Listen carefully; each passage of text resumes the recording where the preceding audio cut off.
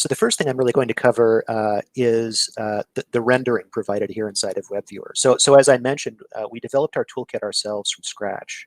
And this rendering here is from our own code base. And the rendering is happening inside of the browser here. So when I'm viewing documents and loading them up here in WebViewer, it's essentially a client-side experience. It's kind of similar to maybe back in the olden days when there were things like browser plugins that browser supported, where you could plug in additional functionality and expand out the ability to run programs in the browser or view documents in the browser. And essentially what we're providing is kind of very similar functionality, but in pure JavaScript and WebAssembly. So as browsers start to deprecate that functionality, you can still continue to view documents within a browser without having to really install anything client-side or open up any new programs or download files to one's local desktop. Rather, all of that is taken care of here inside of the browser. So it's a much easier kind of setup for end users because they're just opening a web page instead of running an installer. And when it comes to the rendering as well, because we're performing the rendering here within the client-side JavaScript code, we can get very detailed rendering even when we zoom way in. So because this text is made up ultimately of vector information, so essentially the mathematical information of how this should be drawn, that means that we can zoom very far in and still get a sharp rendering of the content. And that's the sort of thing that wouldn't really be possible if we were, say, converting to an image server side and then sending that image down to the browser to render. So it's a much richer experience for end users because the content stays sharp even when they need to see fine-grained details, and it's a much more performant experience as well. So as I zoom or as I scroll through the document, it's able to render these pages right away, not having to do a kind of round trip back to the server.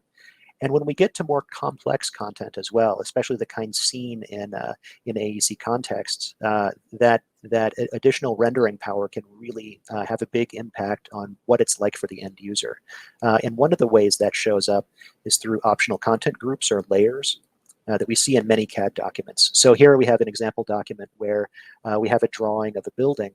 And within that we have different data around equipment or electrical information, HVAC, plumbing information, and so on. And so this, for many users, might be just too much information. It's really hard to see which part of the document pertains to different parts of the building. And if I were, for example, a plumber going into a building and wanting to do some repair of some of the plumbing there, I might want to get rid of some of this information here from my view, just to kind of simplify things and make my job a lot easier. And by being able to toggle off these optional content groups, these layers inside of the PDF, we get a much simpler rendering. If I were just curious about this building and where the plumbing was located in it, I could see that information right away without having to find it amongst the jumble of other information.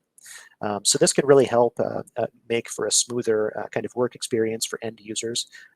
And by performing the rendering here on the client side, I can toggle off those layers and see the new rendering immediately. Another thing that really has a big impact on users in the AEC space is the fact that we're able to comply with the PDF specification. And since we wrote the code ourselves, if there are any issues with the rendering, we can go back and correct those.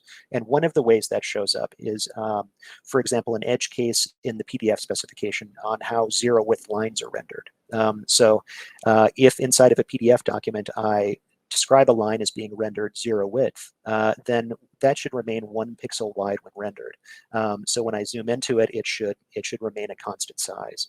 And that really has an impact on, for example, the measurement tools that Peter was showing earlier. If I'm measuring something and it's the wrong width, then that could have impacts on how things are constructed in the real world. And if different parts of the construction crew, say like the contractors and different subcontractors, if they're using different rendering engines, they might render the same document in different ways, and something might be built that's incompatible with other things that are built, or they might be outside of regulation, or just otherwise require the rebuilding of something on a job site. And that can have big impacts in terms of cost, of course.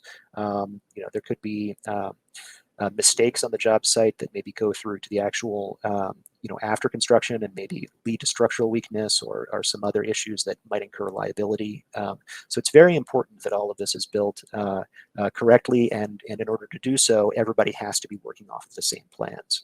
And so this consistent rendering cross-platform really enables that and allows everyone to build things exactly the same way and to be completely on the same page.